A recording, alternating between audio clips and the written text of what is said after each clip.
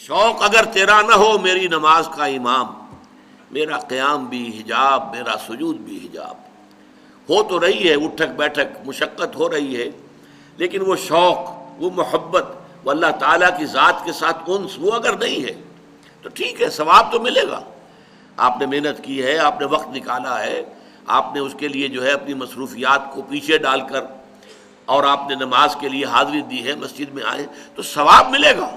لیکن وہ نماز کی اصل روح نہیں ہے۔ ایک ہے تلقین واعظ کے انداز میں، یہ اور چیز ہے کہ آپ مسجد میں واعظ کر رہے ہیں، 2 نمبری سے ناپ تول میں کمی کرنے سے منع کر رہے ہیں، تو لوگوں کی آنکھوں میں آنسو بھی آئیں گے، لوگ دور دور سے آپ کا واعظ سننے آئیں گے، لیکن نہی عن المنکر کیا ہے؟ آپ کی ساتھ والی فیکٹری میں کوئی پروڈکٹ بن رہی ہے اور اس پر میڈ ان جاپان کی مور لگ رہی ہے، آپ چل کے جائیں ان کے پاس، پہلے وہ بڑے خوشی کا اظہار کریں گے کہ آپ ہمارے ہاں تشریف لائے، لیکن جو ہی آپ کہیں گے کہ بھائی یہ 2 نمبری نہ کرو، تو ایک دم پلٹ کر آپ سے کہیں گے کہ آپ کون ہوتے ہیں ہمارے معاملات میں دخل دینے والے۔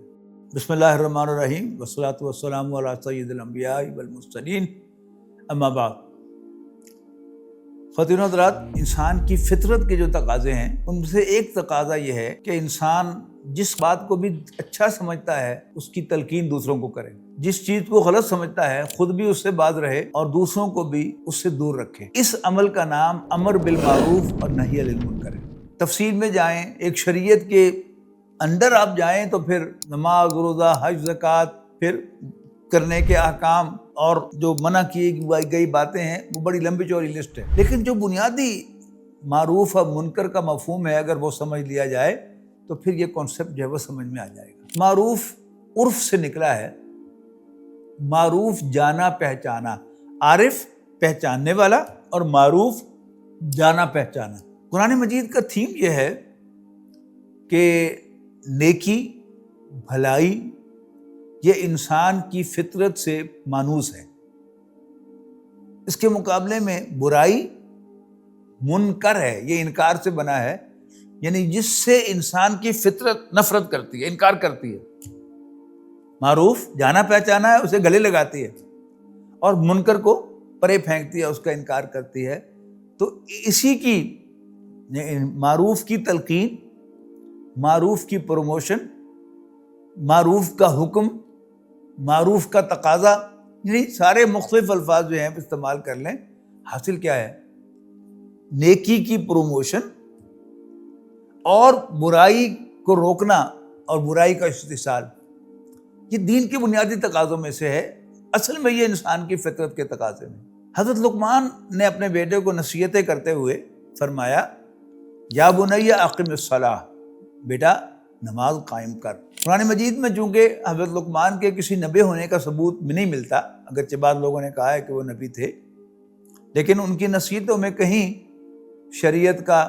وحی کا، فرشتے کا، رسول کا ذکر نہیں ہے، تو ہم یہی سمجھتے ہیں کہ یہاں پر وہ اپنے بیٹے کو ایک سمجھدار دانا انسان کی حیثیت سے نصیحت کر رہے ہیں۔ تو اگر شریعت نہیں ہے تو پھر نماز کا مطلب کیا ہوا کہ ریگولر بیسس پر اپنے رب کو یاد کرنا، اقم الصلاۃ، اور پھر فرمایا وامر بالمعروف، اور بھلائی کا، معروف کا حکم دیتے رہنا، بھلائی کی تلقین کرتے رہنا۔ انگریزی مترجم جناب محمد مرمیڈو پکتھول نے اپنے ترجمے میں معروف کا ترجمہ ڈیسنٹ اور منکر کا ترجمہ انڈیسنٹ کیا ہے، یعنی پسندیدہ اعمال اور ناپسندیدہ اعمال، افعال۔ تو وامر بالمعروف، بھلائی کا حکم، معروف کا حکم دیتے رہنا، ونہا عن المنکر، اور برائی سے روکنا، روکتے رہنا۔ اس کے بعد فرمایا وَاصْبِرْ عَلَىٰ مَا أَصَابَكَ، اور پھر جو تم پر بیتے اس پر صبر کرنا۔ یہ بڑی اہم بات ہے کہ ایسا ہو نہیں سکتا کہ آپ بھلائی کی تلقین کریں اور آپ کو کسی ریزسٹنس کا سامنا نہ ہو، آپ برائی سے روکیں تو آپ کو کسی ریزسٹنس کا سامنا نہ ہو۔ یعنی بڑی چھوٹی سی ایک نیکی ہے جو فطرت کی آواز ہے کہ والدین کے ساتھ حسن سلوک۔ کسی نوجوان کو آپ تلقین کریں، بھائی والدین کے ساتھ اچھا سلوک کیا کرو، ان کے سامنے اونچی عبادت سے نہ بولا کرو،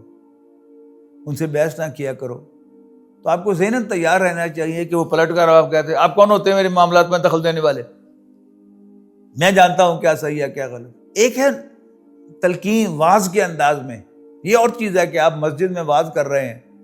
اور وہاں آپ 2 نمبری سے ناپ تول میں کمی کرنے سے منع کر رہے ہیں، تو لوگوں کی آنکھوں میں آنسو بھی آئیں گے، لوگ دور دور سے آپ کا واعظ سننے آئیں گے۔ لیکن نہی عن المنکر کیا ہے کہ آپ کو پتہ چلے کہ آپ کی ساتھ والی فیکٹری میں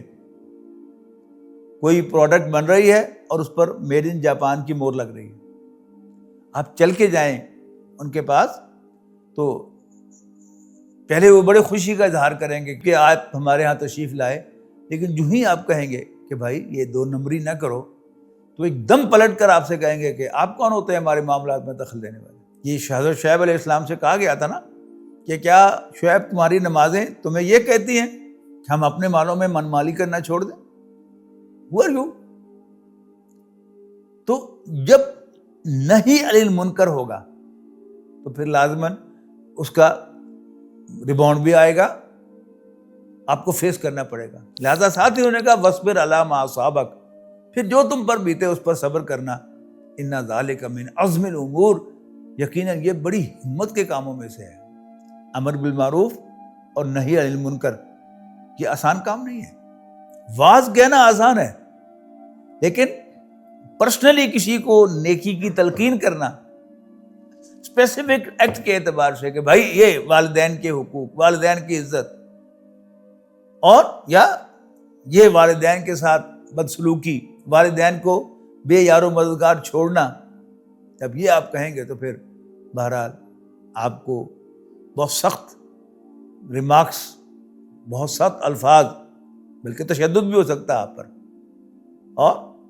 گالی بھی مل سکتی ہے آپ کو ذہناً تیار رہنا چاہیے۔ تو حضرت لقمان نے فرمایا وَاصْبِرْ عَلَىٰ مَا أَصَابَكَ إِنَّ ذَلِكَ مِنْ عَزْمِ الْأُمُورِ، یہ یقیناً بڑی ہمت کے کاموں میں سے۔ اللہ تعالیٰ ہمیں